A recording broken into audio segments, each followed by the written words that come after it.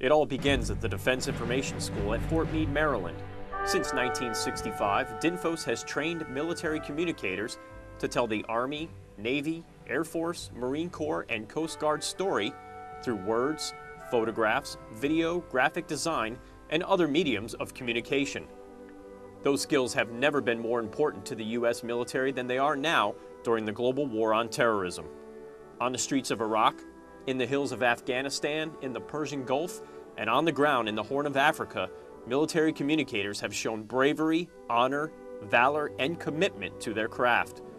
Many have shed blood in action against the enemy, and some have given the ultimate sacrifice for our nation.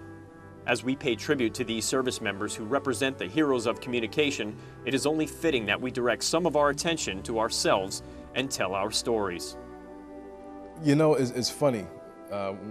When the aircraft hit the building, I popped up because it didn't sound normal. You know, when folks shoot at you or when there's incoming, you know what it sounds like. You don't forget that. So I found it unusual to hear that sound at the time. I was angry. I was angry to see it happen. And the second plane hit, and we're watching it live on television. And I just looked at Bobby and I said, "We're at war. Recall the staff." We air assaulted into a village where we were the first conventional forces on the ground. And as we're getting off the Chinooks, we could just feel the tension in the air, just not knowing what was going to happen when we landed.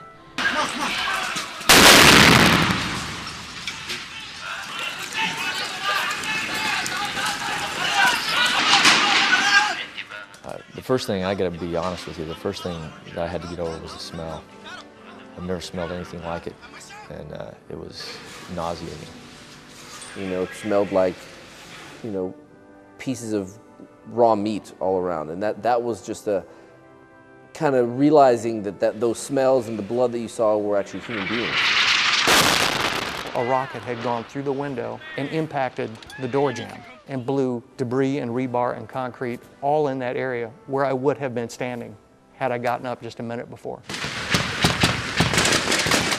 But I was so focused on taking a picture of these two young Marines manning a machine gun, I didn't notice there was rounds impacting around me. And when I saw that later, it really kind of brought into perspective, you know, I need to be careful what I'm doing, that I need to watch out for myself in those times. We came under fire, and bullets were whizzing around, and you could see tracer rounds going back and forth, and we were returning fire. There was an explosion behind us. Incoming right there. Wow. They're walking these mortar rounds right in on top of us.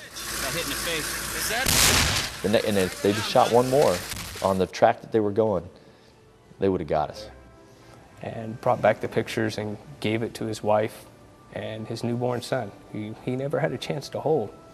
The only time he held it was in that picture that I took of him when he first got the images of his baby boy. And then more recently, I went back to visit them. That young kid come walking through holding that picture in an album, you know, in a frame, and it was like, "Look, Daddy, Daddy." It about crushed me. You know, but that little boy never would have gotten that if I hadn't have been there at that exact moment and taken that image. Death of Major McClung really put things into focus, though, and her death really made, you know, the pogue, the in the rear with the gear, it erased all that, you know. Young men and women that DINFOS is graduating will continue their legacy, and they will continue to go out and do what they need to do to ensure a continuity of information from the visual informations and public affairs field. To be willing to go out and do your job and be put in that situation, I'm glad that people are willing to do it, and I think everybody who does it and is willing to. You know, here at the Defense Information School, we built our Hall of Heroes. And we have the names of all the warriors that do what we teach here. No matter the service, no matter their rank, if they died in combat, their name goes on that wall. We pay tribute to the heroes of communication who gave the ultimate sacrifice in the line of duty. The names of these communication warriors now join those dating back to the Korean War in the Hall of Heroes at the Defense Information School. More than 100 of our brothers and sisters are forever enshrined here so that those who follow in their footsteps will never forget.